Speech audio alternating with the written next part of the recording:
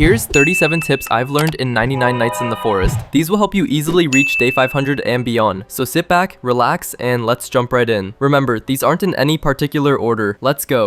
Number 1. If you craft a hammer or choose a decorator class, you can pick up the hoop from the basketball place and you can bring it back to your camp. You can even take the basketball with you, then you and your teammates will have something fun to do in the base, while surviving for a long time. Number 2. If it's turning nighttime and you're far out in the snow biome, you can go into this house and jump up onto the shelf. If you turn sideways and spam jump and the sprint button, you'll be able to glitch yourself on top of the shelf. In this way, the wolves that spawn inside the house can't get to you, and the owl or deer can attack you either, so you'll be safe until it turns daytime. Number 3. If you find a tree that looks like this, with a tree branch and leaves on it, then you can jump up the side and jump up onto the tree branch, and hide inside the leaves. Now, no enemies can attack you, but you can still shoot them from here if you got a gun. So if you're scared of the deer at night and you're far away from the campfire out in the forest, there's the trees like these everywhere, so you can easily hide and be safe even if you don't got a flashlight. You can also use this trick if you're scared of a cultist raid. There's always a tree like this close to your campfire, so you can hide in the tree branch and kill the cultists from a distance without them being able to attack you if you got a gun. Number 4. If you press F on a door, you can quickly place a door in your sack. If you run up to a house and press F, you can walk through without opening the door. This can save your life in close situations. Number 5. If you want to survive for 2,000 days or more, you should plant saplings all around your campfire and add log walls on the inside and another layer of log walls on the outside. This is the exact setup that the #1 player in the world used to get 15,000 days. You'll still have to AFK for a long time, but if you want to survive 2,000 days or more, this is how you do it. Number 6. If you want automatic stew, then don't grab the stew as soon as it's cooked. Instead, leave it in the pot and keep adding more ingredients. This queues meals automatically so you don't have to keep reloading the crock pot every time. It's a small quality of life trick, but it saves you a lot of clicking, especially helpful if you're cooking for a big team. Number 7. Night 1 is the safest time in the whole game. The deer won't attack you, so you can explore the map freely without worrying. This is the perfect chance to gather loot, find chests, or scout where key structures are. Once night 2 comes, things get way more dangerous, so make the most of that first night and get as much loot as possible.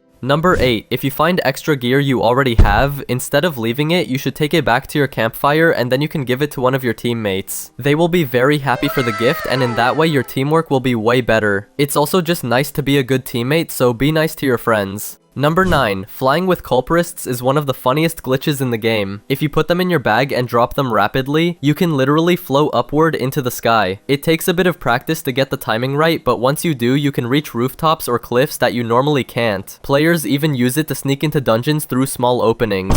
Just don't try it in combat, you'll end up fumbling your bag instead of surviving. Number 10. If you find a red chest or a ruby chest, you should open it right away, cause only one person can open it. After one person has opened it, it turns into a gold chest for all other players. So if you want to get the good loot before your teammate does, you should open ruby chests right away before someone else opens them. Number 11. If you craft a bunch of farm plots and place them on top of each other, then you place a crock pot on top of the farm plots, you'll have infinite stews, which is one of the best food sauces in the game, and you can easily carry them. Most people already know this, but it's still the best way to get a ton of food in the game. Number 12. If you want to craft every item in the crafting bench, you'll need 390 wood, 370 scrap, 5 cultist gems, and 4 gems of the forest, which is pretty hard to get. Unless you're a stacked 5-man team, but it is possible in a run. Number 13. If you got a ton of scrap and you need more ammo, you should upgrade to bench level 4 and craft the ammo crate. With the ammo crate, you can use all that extra scrap to get a ton of ammo. This is one of the best ways to use your scrap in the entire game and one of the best things to craft when you've already gotten all the other essential items, since you'll need ammo for almost anything.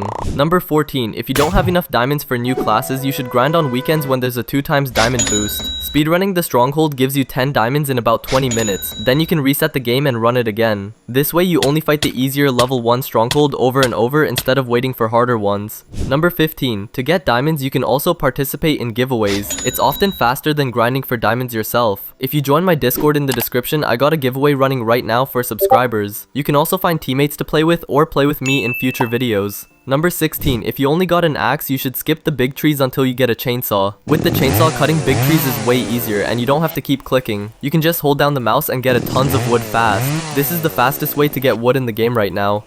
Number 18, there's a trick with logging that most players don't know. If two people chop the same tree at the exact same time, you'll actually get double the wood and saplings. It takes some coordination, but the payoff is huge. In the early game, this can save you hours of grinding. If you're in multiplayer, it's one of the best farming methods. Number 19, again, if you're out in the snow biome and you're close to the big ice temple, you can go inside and hide in the staircase. The owl won't be able to reach you there either. You just need to have a weapon to kill the wolves that might spawn. Normally, you only have to kill one wolf, so if you got a weapon and enough health, you should be fine. And you can hide until daytime. Number 20, wooden chairs are underrated resource. Breaking one down gives you 5 logs instantly. No tree chopping required. If you find a building full of them, it's basically free wood. This is especially useful in the early game when you don't have good tools yet. Grab every chair you see. It's worth it. Number 21, guns have a hidden exploit that lets you fire insanely fast. All you need to do is shoot, unequip, re-equip, and shoot again. Repeat this quickly and you'll be firing way faster than just holding the trigger. With 2 guns like a revolver and a ray gun, the effect is even crazier. Combine this with the ammo crate and you'll melt through enemies in no time. Number 22, you can kill cultists with a spear by just circling around them. Because they turn so slow, it's easy to land hits without taking damage, even in early strongholds. This works best on the computer where you can press shift and your camera will lock to where you're looking, but you can also do it on mobile. It's just a bit more difficult. If you go to your settings, there's a setting to enable shift lock, but it's hard to turn on and off quickly. Number 23, when you're rescuing the kids and one of your teammates dies, you don't have to revive them right away. You can put them in the sack and then you can revive them when you get back to the campfire, or to a place where it's more safe. That way you don't risk being attacked by the deer or the owl while you're reviving. Number 24, if you're low on bandages or medkits, you should try to find either a hospital or a cultist church like this. Inside a hospital, there's always at least 2 bandages, and often there's a medkit too. Inside the church, there's always a guaranteed 2 bandages too. There's always cultists in the church though, but if you quickly run in and grab the bandages and medkit and jump out the window, you can avoid fighting the cultists while still getting all the bandages and medkits. Number 26, if you don't got a flashlight yet and it's turning nighttime, you should quickly run to this building which is always close to the campfire. Then you can get a guaranteed flashlight. If you kill a bunny and get a bunny foot, you can also trade with the pelt trader to get a flashlight if you don't have one yet. This will keep you safe from the deer. Number 27, if you find the hanged bear and killed the cultists surrounding it, you can bring back the dead bear to the base and you can use it either for a good amount of fuel to upgrade the campfire, or if you want, I personally just keep him as a pet bear, which you can also do. Obviously he's dead so he won't move though.